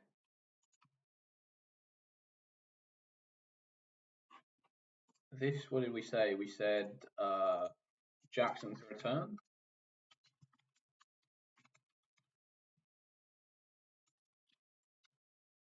Arsenal, I said I'd think about and come back to you. United, I said United to keep a clean sheet. A couple of clean sheet predictions this week. Those are always tough ones.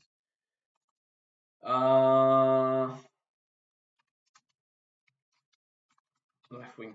Let's just put. It could be Trossard or Martinelli. So Trossard or Martinelli to score. Hey Cortex, how you going, mate? Thanks for joining the stream. We're just running through the final Gameweek 13 predictions and team observations from previous weeks, and then if you want, we can talk through any questions for your own team, or we can go through a creation of a wild card. Neil's Wolves win and both teams to score. That's bold. Yeah, so I think that's all the predictions. 9 games. What have I not put on it for you guys? Missed a game. What game am I missing?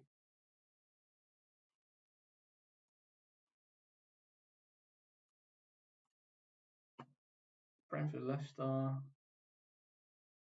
Palace, Newcastle, Forest, Ipswich. Ugh.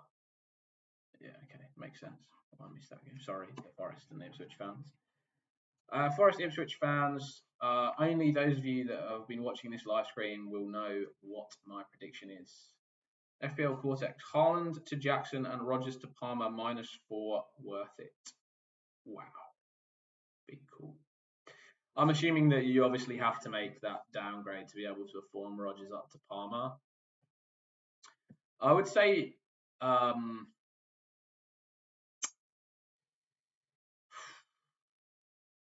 I don't like taking -4s generally. Also, double that, I find it tough to take a -4 to go for 2 players of the same team. Just because, like, in the off chance that Villa somehow managed to keep Chelsea out, or like Pedro Neto scores a screamer off a dribble, and Jackson and Palmer do nothing, you basically lost 4 points for like two blanks in one transfer. I really like Haaland. I really like Jackson and Palmer both as attacking options, and we were talking about it earlier on the stream, like Jackson's movement and how he's like improved so much under Maresca, and also how Palmer is going to sort of match up well with Villa. We were doing that deep dive into the Villa like tactical analysis and how Palmer potentially could drop into those holes. But I just think taking a -4 is difficult. Taking Haaland out for a -4. I would say no. I would say no. Not for a -4. I think save your transfers and bring them both in next week for no hit. Yeah, I think your transfer is a little bit different, Niels. Like the fact that you're going Jackson and Saka for me, I would potentially do it for Jackson and Saka, but to bring in Jackson and Palmer both in the same team, just gives you that potential of just getting a double blank if Chelsea have an off day. And I think like the Chelsea fixture run's really nice. And if you're going to captain Palmer, then the answer is yes, do it. If you're not going to captain Palmer, then I think no. I don't think I would do it this week. I think I would wait. I think I would wait for next week.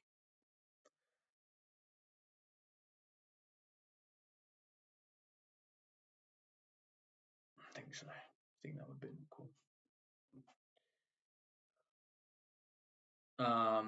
If you're like, I guess also the consideration that you want to take in there is, are there other transfers that you're going to want to be making next week? Like, what's the situation of your team? Are you comfortable, like, outside of those two guys? Are you comfortable with where you are? Or are you looking to make that -4 now so that next week you can also have be able to make another transfer and move to somebody else? Like, happy to sort of discuss more of your team, FPL Cortex, and have a little chat, because I think that's important when you're doing -4s. Is if those -4s are also for the longer term aspect of your team, then you don't just take into that individual game week into consideration. You have to consider the fact that in the next game week, if you're gonna make those two transfers anyway, you would have obviously been able to make another transfer, and what that transfer would potentially be. For example, like I had this same situation a couple of weeks ago when I had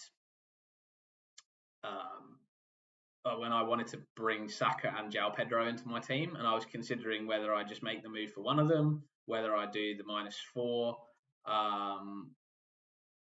and bring them both in, or just make one transfer and then one the next week.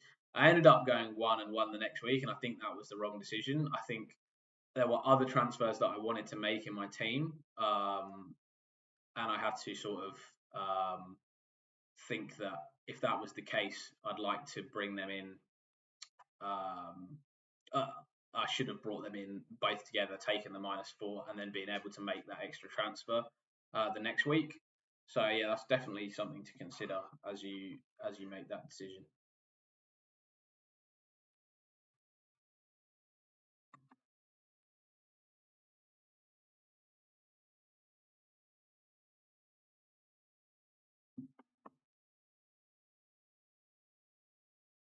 I think my stream is super delayed because it feels like when you guys' questions coming through,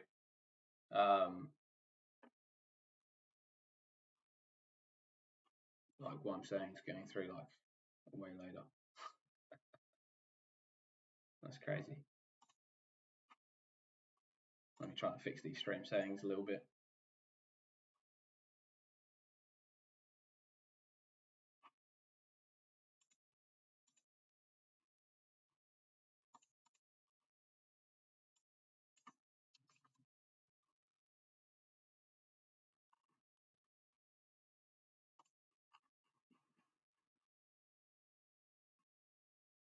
I don't know why the stream's gone a bit funky over the last couple of days. Like we had a similar issue last week. I was saying earlier, just things just being a bit of a crazy delay. I'll try and move the settings back to what they were a couple of weeks ago. I sort of was trying to make things a bit easier for streaming, but I'll look into it again next week to make sure that we're all good for the live streams. So yeah, sorry FPL Cortex, your comments come through to me, but my comments back are obviously a little bit delayed.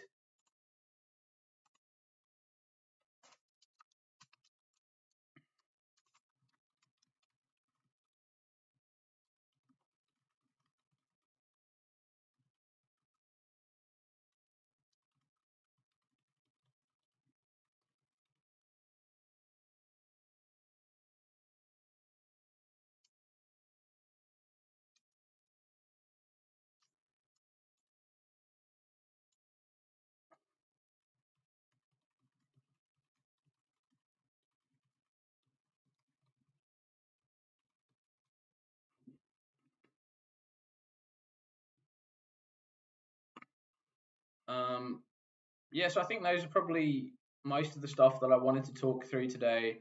The one other thing that I was considering discussing was the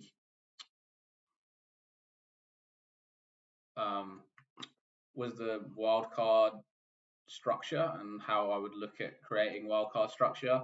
But yeah, I think this stream's sort of been a bit rusty today, maybe we'll leave that for another week, and I'll put out a video in the week for it to sort it out. Please, if you've enjoyed the content and the stream, give it a like, subscribe to my channel. Obviously, a small channel trying to grow, so I really appreciate everybody that's tuned in, all the comments. Niels, really appreciate you for being so active in the stream, and really also helping out with a few of the comments, considering the stream was on a little bit of delay today. And guys, everyone for the comments on the stream, really appreciate you all. Thanks for tuning in. Give us a like and subscribe, and I will probably see you next week for some more good content. Good luck, everyone, this game week. I hope you all have a good week.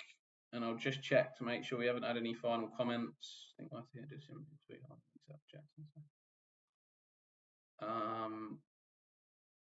maybe I will give it a couple more minutes just in case, like, we got any responses on that previous stuff that I was talking on FPL Cortex. So I might just go through a little bit on wildcard while we're going on, and then give you guys a little bit of a chance to see if there's anything else that you want to discuss, and then we'll finish off after that.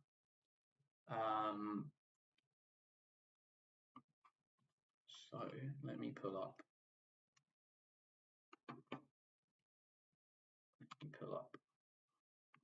what I'm looking for.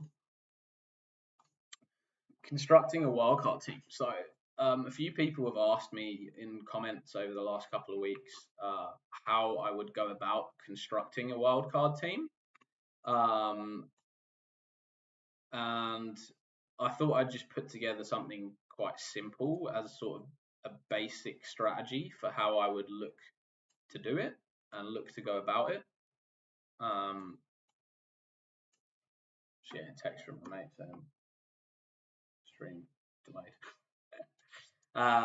Yeah, so I think like the first thing and the most important thing for everybody is to make sure that you pick the captain that you want. Think about your captaincy over the next 4 to 8 game weeks, and then make sure you put those players in your team first, and then plan the team around those players after that. Secondly, and I think especially this year, is you want to attack the upside. So select someone who you think's got the best upside potential. I mean, this year it's definitely been the sort of midfielders, attackers, but in the past it has also been some defenders such as Trent with attacking potential and clean sheet potential. I obviously like to base this frequently on what I consider the 4 key aspects of the game, which is tactical setups of the team, which is we've obviously talked through today, and team observation, statistical side, which we've shown in the statistical analysis and the sort of XG, XA discussions. Form, just obviously if your player's in great form, it really does make a difference, especially with player and teams in good form are very important. And then for good fixtures, if you have a great fixture run, you obviously want to target that, especially with some of the key players.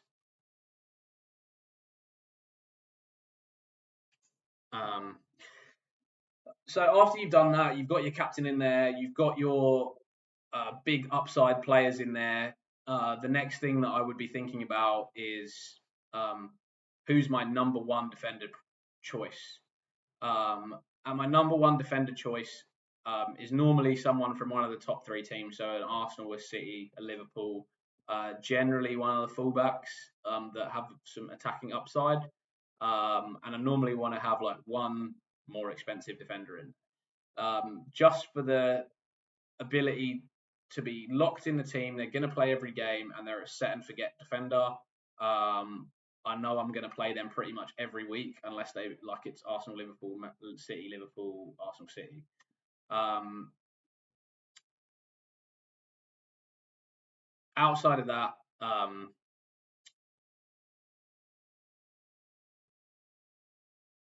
I would probably then look at defensive rotations for your other defenders. I think the makeup, especially this year, and this sort of construction is more based off FPL this year. This year, it's been beneficial to have better pricing in the midfield and lower pricing in the defence. And one of the reasons for that is the bonus point structure this season. If there are goals scored, generally the goal scorers are picking up the bonus points, even when teams have had clean sheet points. And that's because of a change in some of the BPS for extra points for shots on target and things like that, and successful dribbles and fouls. Fouls won. I think maybe we had successful dribbles in previous years, but I think fouls one was a new one. So the rest is more of like a look at the best rotations for goalkeepers and defenders. And if you look at probably one of the first videos I did on this channel, it was like 7 key FPL websites to use, like free websites that you can look and see and use for these great rotation options. So yeah, that would probably be like my next thing that I would look at and make sure that it's all good. And then, hey Foggy, good to see you on the stream again, mate. Nice to see another returning viewer. And then finally, like you fill in the remaining players outside of that. So you've got your captain or captains for the next 4 to 8 game weeks. You've got your key upside players, and you've got your number one defender choice. And then you then fit in the rest of the defense around that as the best defensive rotations. Those defensive rotations, I think I normally use FPL Plan. They normally give a good, it's a free website, and they give good defensive rotations for you can pick from the better teams or from the worst teams. FPL.plan, but otherwise check out the video that I did, like one of the earlier videos on my stream. Maybe I'll try and put a card up there in the future for it when it's next best week to wildcard Foggy. Hopefully you won't have follow-up questions to this, because afterwards I'll probably finish off. But I would say 18, 19 is the next best week to wildcard. I did a little bit of a before let me finish, and then yeah, obviously fill in the remaining players with the like tactics, stats, form, and fixtures, which is what I will go through every week on my channel. I normally do a transfers or player analysis section, and I go through these. At the end of the game week, I'll go through the observations from all the teams for each of the games tactically, which I think is something that's missing across a lot of the content creation at the moment. I'll then go through the statistical side and stats, and then also talk about form and fixtures and give my personal player picks. So yeah, I'd fill in my remaining players just based off that basis. Like, check out my content each week. I could help you go for those sort of interesting picks based off all of those factors to fill in the rest of those wildcard players. Otherwise, post on any of my comments, and I will post on any of my videos, and I'll be sure to respond. So on your question, Foggy, best weeks to wildcard. For me, it is game weeks 18 or 19, and I'll put it up on screen here. I have the sort of fixture swings and my own sort of attacking defensive fixture difficulty ratings. And you can see the fixture swings here. Nottingham Forest start to have like a nice defensive fixture. I'd look to go for those guys. Man City obviously start to have nice attacking fixtures again. Perhaps you want to go back to a Haaland. And Liverpool also have a really nice run of fixtures, 18 to 25 there as well. Defensively, if we look at their guys, again, you can see in 18, 19, maybe even 17, the Chelsea fixtures get even nicer from a defensive perspective. Liverpool have a really nice defensive run. Wolves, this sort of really nice run comes to an end a little bit around that time. Brighton's really nice run is coming to a bit of an end around that time. Nottingham Forest is getting better, and you can see sort of these sort of fixture swings, even like an Arsenal swing, the Brighton swing, the Wolves swing, like all of those guys where you often have a lot of those players. You got like João Pedro, you might have double Arsenal defense, Saka. Um,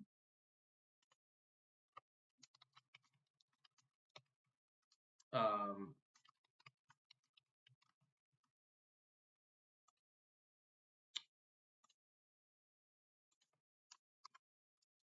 Saka. Sorry, I was just reading the next question. Niels, will I do another live stream for Game Week 14? Yeah, I will, mate. I'm going to try and do these live streams every week and give you guys this important insight. I wanted to do one today just a little bit earlier for the Aussie New Zealand contingents. Obviously, we'll be probably sleeping when that deadline is coming up. But last time I did do like a 5 a.m. live stream, but I've got to fly tomorrow to sort out some dramas. I've also got my mate. Actually, no, that's live.